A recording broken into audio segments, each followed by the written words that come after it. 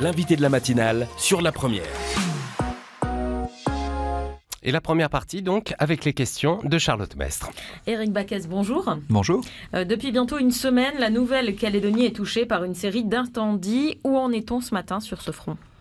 Effectivement, lié sans doute aussi aux conditions météo et au renforcement des alizés, la Nouvelle-Calédonie a connu, surtout le week-end dernier, une série d'incendies. La journée de samedi a été marquée par 11 incendies en cours de traitement sur l'ensemble du territoire. Aujourd'hui, les choses rentrent petit à petit dans l'ordre.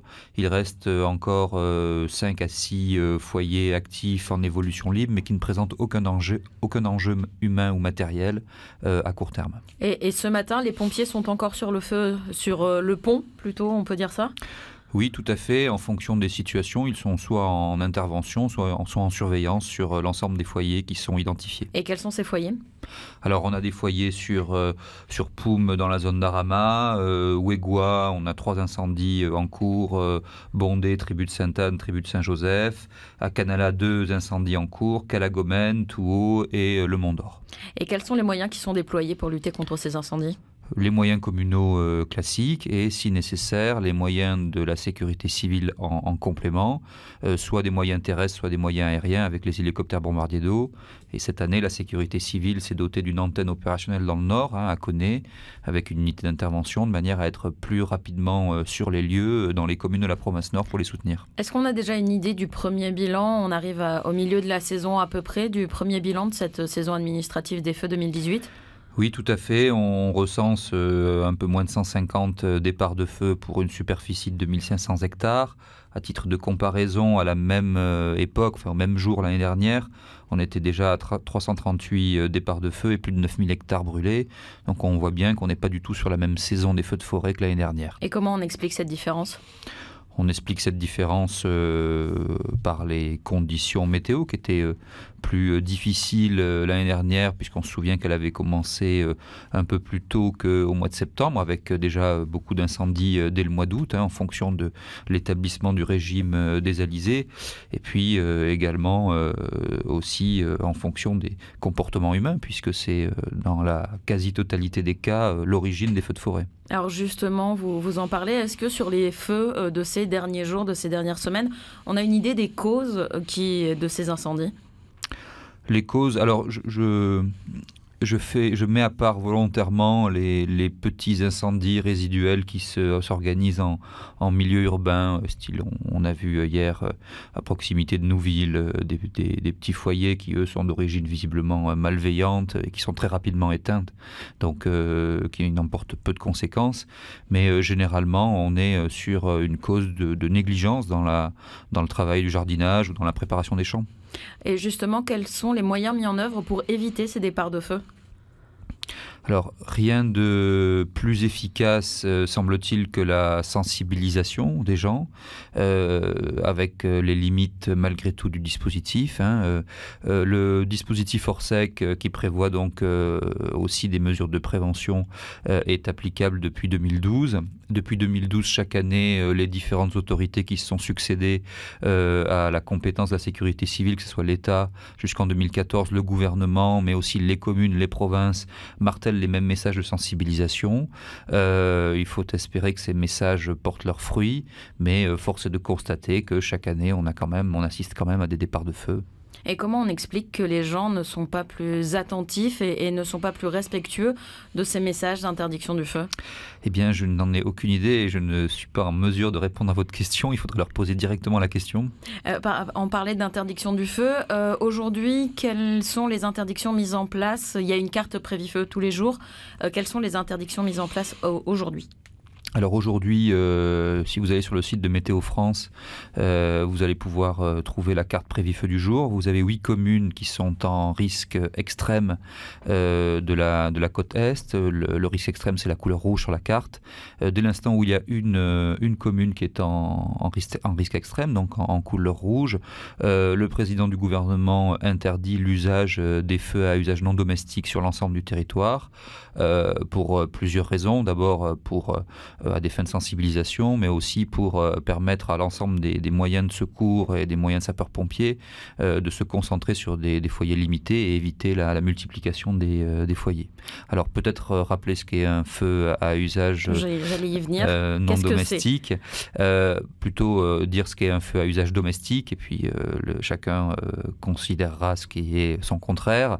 Un feu à usage domestique, c'est un feu à des fins énergétiques pour se nourrir ou pour se chauffer dans un environnement qui n'est pas naturel. Ça veut dire grosso modo tout ce qui est feu dans la case pour faire chauffer la marmite, ou feu de barbecue sous le faré, ou à la maison, dans la cour. Tout ça, c'est autorisé évidemment. Tout ce qui est feu de bivouac, feu de camping dans la nature, tout ce qui est feu de jardinage, tout ce qui est préparation de champs, tout ce qui est feu d'artifice, tout ça par contre c'est proscrit. D'accord, donc si on va camper par exemple du côté de Poé, où le domaine d'Eva par contre lui est interdit, on n'a pas le droit de faire de feu et on doit manger froid. De toute façon, les domaines les plus sensibles, comme le domaine de Deva dont vous avez fait état, sont interdits à la circulation et à la fréquentation quand on est en risque extrême. Et que risquent ceux qui ne respectent pas ces interdictions ? Alors, ils risquent d'abord les amendes qui sont prévues par les codes de l'environnement en fonction des provinces où ils se situent. Et puis, ils risquent aussi de se retrouver civilement responsables des dommages qu'ils auront causés dès l'instant où un propriétaire, une collectivité aura porté plainte et aura fait valoir les réparations des dégâts qui ont été occasionnés. Et en matière pénale, un incendiaire, est-ce qu'on a une idée des peines qu'il encourt ? En fonction de la situation, c'est des peines qui peuvent aller jusqu'à la prison, puisqu'ils peuvent encourir jusqu'à 15 ans de prison. Alors on a parlé de la prise de conscience des populations qui est encore incomplète. Il y a aussi la prise de conscience des collectivités. On sait que certaines mairies, notamment des mairies qui n'ont pas de moyens, peuvent décider de laisser les départs de feu sans surveillance ou une surveillance lointaine parce que ça ne menace pas directement les habitations. Où en est-on de ces prises de conscience qu'il faut intervenir au plus vite ? Alors, je crois que chaque élu municipal est parfaitement au fait des enjeux qui sont présents sur sa commune. Ils ont aussi la légitimité de décider de leur propre stratégie en matière de lutte contre les feux de forêt. C'est vrai que la tradition locale, entre guillemets, que je ne critique pas, est parfois de laisser brûler quand il n'y a aucun enjeu ou humain, ou économique, ou environnemental. Et donc le choix est de laisser s'éteindre le feu naturellement. Il me semble que l'opinion publique maintenant est de plus en plus rétive à cette stratégie, puisque dès que l'environnement est atteint, l'opinion publique s'émeut assez facilement et contraint finalement les élus à agir plus vite qu'ils ne l'auraient sans doute fait spontanément. Comment sont abordées les prochaines heures, les prochains jours pour le reste de la saison administrative ? Ils sont abordés de la même manière que les jours passés, c'est-à-dire que le dispositif depuis le 15 septembre est actif. La cellule feu de forêt de la sécurité civile surveille les éclosions de feu en lien avec les communes, en lien aussi avec un nouvel outil qui a été développé par l'œil, qui est l'Observatoire de l'environnement, basé sur de la télédétection de feu par satellite. Donc ça permet d'anticiper le plus possible les départs de feu. Maintenant, tout n'est pas parfait, et puis on n'a pas des yeux partout, même si on a des yeux maintenant dans l'espace, et certaines choses peuvent échapper sur les premières heures ou les premières journées, et c'est généralement ces situations-là qui dérapent. Éric Backès, on vous retrouve dans la deuxième partie de l'édition de cette émission à partir de 7h06. Merci. Merci. L'invité de la matinale sur la première. Deuxième partie avec notre invité, il est 7h07 jusqu'à 7h17. Nous recevons Éric Backès, le directeur de la sécurité civile, et nous attendons vos appels téléphoniques, vos questions, vos commentaires au 258 258. Charlotte Mestre. Éric Backès, depuis bientôt une semaine, on l'a dit, il y a des incendies partout en Nouvelle-Calédonie. On parlait tout à l'heure des systèmes de détection. Vous disiez que vous ne pouviez pas avoir des yeux partout. En revanche, il y a quand même un dispositif de guetteur de feu qui a été mis en place ces dernières années. Comment fonctionne-t-il? Est-ce qu'il est au point désormais? Eh bien, écoutez, effectivement, depuis 2016, on mobilise la jeunesse calédonienne, hein, en tout cas celle qui souhaite s'engager et s'investir sur le plan citoyen dans la surveillance des feux. Donc, c'est le dispositif des auxiliaires de sécurité civile. C'est un dispositif qui est basé sur un dispositif plus général qui s'appelle le service civique universel de l'État. Donc, c'est dans le cadre d'un partenariat avec l'État. Cette année, donc, on a mobilisé une centaine de jeunes, 96 exactement, sur 32 communes sur 33, donc tout le monde joue le jeu de l'accueil. Et ces jeunes sont formés pendant une semaine. Ils sont équipés par le gouvernement de la Nouvelle-Calédonie, mis à disposition des communes qui souhaitent les accueillir, soit pour des missions de surveillance des feux, donc c'est l'objet de votre question, soit pour soutenir les sapeurs-pompiers au niveau de leur standard téléphonique, et avec en commun des missions généralistes de prévention des populations sur les différents risques majeurs qu'elles peuvent avoir à subir. Et on a déjà eu une idée de l'effet, de si c'est efficace ou pas, ce système des guetteurs de feu? Toutes les actions de prévention sont toujours efficaces. La difficulté, c'est d'en mesurer l'efficacité immédiate, mais la prévention, ça agit sur le long terme.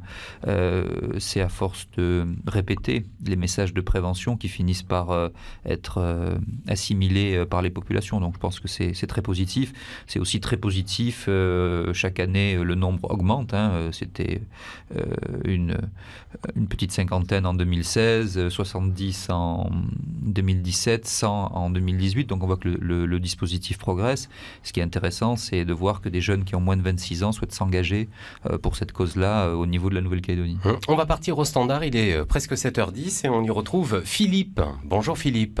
Oui, bonjour Bruno, bonjour messieurs, dames. Bonjour. Bonjour, on vous écoute. Voilà, moi je voudrais savoir, monsieur Baquès, vous donnez des dates pour les feux de brousse. C'est-à-dire qu'au mois de septembre, voilà, il ne faut plus faire de feu. Mais comment ça se fait aux alentours des tribus ou sur les routes des tribus, ça brûle, ça brûle, ça brûle. Et après, j'aurai une autre question à vous poser après. Oui, voilà, restez avec nous. On vous répond, Philippe. Éric Baquès. Et effectivement, il y a des dates qui sont fixées sur le plan administratif. Alors, elles ne sont pas fixées n'importe comment aussi. On s'aperçoit avec le recul sur les 10 dernières années que ce sont les 3 mois qui cumulent les pires conditions météo et le plus de développement de feu. Donc, ce sont des dates administratives, effectivement, qui sont cohérentes par rapport à l'observation de terrain. Après, par rapport à la question de votre auditeur sur le fait que ça brûle sur le bord des routes, là je renvoie aussi à la réponse que j'ai faite tout à l'heure à Madame Mestre, c'est-à-dire que même si on interdit, même si on sensibilise, chaque personne malheureusement est libre de faire ce qu'elle entend. Alors elle n'est pas libre forcément puisqu'on lui interdit en théorie, mais chacun fait ce qui lui plaît et c'est bien dommage. Tout à fait. Philippe, une deuxième question Oui. La deuxième question, c'est... moi, je suis sur Collet. Et là, autour de chez moi, c'est vert comme le paradis. Et j'ai pas le droit de faire un feu. Et par contre, ça brûle tout autour de chez moi. Alors, expliquez-moi ce qu'il faut faire, là. Parce que eux là-haut, dans les tribus, et puis sur les routes des tribus, ils ont le droit de faire du feu. Et puis nous, en bas, on n'a pas le droit. Voilà, là, on parlait de ce qu'on disait tout à l'heure par rapport à une fois qu'il y a une commune qui est en risque extrême, l'interdiction de faire du feu à usage non domestique s'étend à l'ensemble de la Calédonie. Est-ce que vous pouvez expliquer à Philippe? Oui, mais il n'y a pas de poids de mesure. Eh bien, justement, Éric Baquès, votre réponse? Non, je vous rassure, enfin en tout cas je l'espère, il n'y a pas de 2 poids 2 mesures et ce qui s'applique à vous s'applique à tout le monde. Après, il y a des comportements plus ou moins civils ou plus ou moins citoyens et je vous remercie d'en être. Effectivement, quand l'interdiction s'applique, elle s'applique à tous. Alors le principe de l'interdiction généralisée dans le cadre d'une commune qui est placée en risque extrême, c'est de pouvoir limiter les éclosions multiples sur l'ensemble de la Nouvelle-Calédonie et diluer finalement les moyens d'intervention sur plusieurs opérations. L'objectif, c'est d'essayer de pouvoir, comme on sait que de toute façon il y aura des feux de forêt, de pouvoir regrouper un maximum de moyens sur les incendies qui pourraient se développer. Maintenant, la vigilance rouge ou la vigilance orange ou même jaune ne signifie pas forcément que les incendies vont se développer, mais signifie par contre que les conditions météorologiques sont les plus défavorables et seront propices à un développement de ces incendies. Ouais, on a répondu à votre question, Philippe. Philippe est toujours là ? Non, Philippe est parti. Non, vous êtes... Arrête tes conneries. Vous êtes toujours là, Philippe. Contenez-vous. Je suis toujours là, Bruno. Oui. Et les gens qui ont été pénalisés là, qui ont mis le feu là, vous les connaissez parce que c'est facile de savoir d'où ça part le feu. Hein. Voilà ma dernière question. Merci à vous. Merci Philippe. Merci Philippe. On connaît les gens. Moi personnellement pas, mais je pense que l'appréhension entre guillemets de ceux qui commettent des incivilités appartient aux forces de l'ordre et c'est à elles entre guillemets de faire appliquer la loi sur la Nouvelle-Calédonie. On était dans le Nord avec notre auditeur Philippe. Vous avez évoqué tout à l'heure dans la première partie cette nouveauté, cette unité d'intervention dans le Nord. Quels sont les moyens mis à disposition ? Oui, alors c'est tout à fait modeste, mais c'est quand même une avancée significative. Le constat a été fait effectivement depuis ces dernières années que nos délais de route pour intervenir en province Nord étaient sans doute trop longs quand il s'agissait de soutenir les communes de la province Nord en intervention. Partir de Nouméa, c'est déjà perdre 2, 3 heures, 4 heures pour monter dans les communes les plus hautes de la Nouvelle-Calédonie. Donc du coup, ce qui a été décidé, et le gouvernement a donné les moyens nécessaires pour mettre en place cette unité, de positionner à l'année 3 engins d'incendie à Coné de manière sur un emplacement qui est stratégique, qui permet d'atteindre plus facilement les communes du nord, de la côte est ou de la côte ouest. Philippe, dans sa première question, évoquait les dates de la saison administrative des feux. Les incendies et les incendiaires, les dates, ils n'en ont pas quelque chose à faire. La question récurrente d'étendre cette saison administrative des feux, de changer les dates pour qu'elle soit plus longue, c'est toujours posé et se pose régulièrement. Où on en est de cette réflexion ? Eh bien, l'œil qui est l'Observatoire de l'environnement, a fait une étude tout à fait intéressante à son initiative. On n'était pas commanditaire de cette analyse et a fait la rétrospective sur les 10 dernières années de l'observation des départs de feux de forêt par satellite pour voir si effectivement il n'y avait pas un décalage entre la réalité de terrain et puis le calendrier administratif qu'on s'était imposé, enfin que l'État avait imposé en 2012. Et finalement, cette analyse a laissé apparaître que les 3 mois qui sont identifiés sont très pertinents sur un recul de 10 ans. Alors je ne dis pas que, par exemple, en 2017, les choses n'ont pas commencé plus tôt, il peut y avoir quelques fluctuations à la marge, mais ce sont bien effectivement les 3 mois qui cumulent les conditions météorologiques les plus défavorables et les plus propices au développement des incendies. On va partir au standard. Patrick nous y attend. Bonjour Patrick. Oui, bonjour à tous. Soyez le bienvenu, on vous écoute. Merci. Oui, c'était pour remercier pour tout ce travail et effectivement, on voit l'évolution en Calédonie. Par contre, moi j'habite sur un quartier de Nouméa et par rapport à la question précédente de tout à l'heure, on est de plus en plus importuné par des gens qui font le feu le soir ou le matin. Et donc on peut même plus laisser le linge dehors sur les cordes parce que sinon ça sent la fumée. Donc au-delà de tout ce travail qui semble efficace et productif pour la Calédonie, est-ce qu'il y aurait un relais derrière qui permettrait de faire une surveillance et de réprimer ceux qui ne respectent pas, même en plein Nouméa, vous passez devant Yélos, là ça fume en permanence. Moi, je suis sur Magenta Wemo et c'est tous les jours qu'on est importuné par des feux, soit dans les parcs, soit sur la mer. Quoi. Ouais, la question, donc voilà, est-ce que la police municipale, ou en tout cas, pourrait prolonger le travail de M. Baquès et de toute son équipe pour pas importuner des gens qui suivent les consignes, les bons citoyens par rapport aux autres. Bien sûr. Merci Patrick pour votre question. Éric Baquès vous répond. Oui, alors j'essaye de vous répondre parce que, comme vous l'avez dit, effectivement, tout n'est pas de la responsabilité de la sécurité civile et ni même des pompiers communaux. Effectivement, je crois que les collectivités sont bien sensibilisées. Reste à chaque citoyen d'être suffisamment justement citoyen pour appliquer les consignes ou les instructions qui lui sont demandées. Et au-delà de ça, eh bien, il appartient aux autorités, aux forces de l'ordre de les réprimander, le cas échéant, en tout cas de les interpeller et à la justice de faire son travail. Alors Éric Baquès, on a parlé de la saison administrative des feux. Une des autres questions qui se posent régulièrement, c'est les moyens. Est-ce que, vu l'étendue du territoire, la Calédonie a suffisamment de moyens pour lutter contre les incendies? Quelle est votre opinion sur le sujet? Est-ce qu'il y a aussi une réflexion de ce côté-là?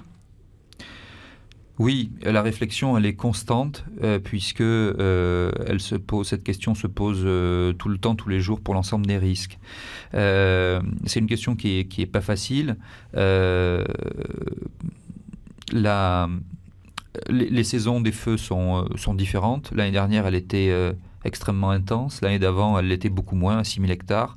Cette année, je ne sais pas ce qu'elle donnera. C'est difficile pour les collectivités et les contribuables que nous sommes tous de financer des dispositifs qui sont excessifs. C'est tout aussi difficile de ne pas en financer suffisamment. Je crois que la question de toute façon, elle est posée en continu. La Nouvelle-Calédonie s'est dotée de moyens supplémentaires sur Nouméa et en province nord pour soutenir les communes. L'idée, c'est aussi de mutualiser ces moyens exceptionnels pour éviter que chaque commune ait à trop investir dans des moyens qui ne seraient pas forcément utilisés tout le temps. C'est pas une question qui est très facile. Je vais vous prendre l'exemple de la Corse. La Corse, il y a des Canadair, il y a des moyens d'État, il y a des moyens communaux ou départementaux qui sont très développés. Et pourtant, en 2017, il y a eu 5000 hectares de brûlés. Cette année, sur la saison d'été Corse 2018, 42 hectares. Donc comment on étalonne le dispositif avec de telles variations de superficie brûlée? Donc c'est pas qu'une question de moyens, il faut aussi une prise de conscience. Tout à fait. Éric Baquès, merci d'avoir été avec nous ce matin. Merci.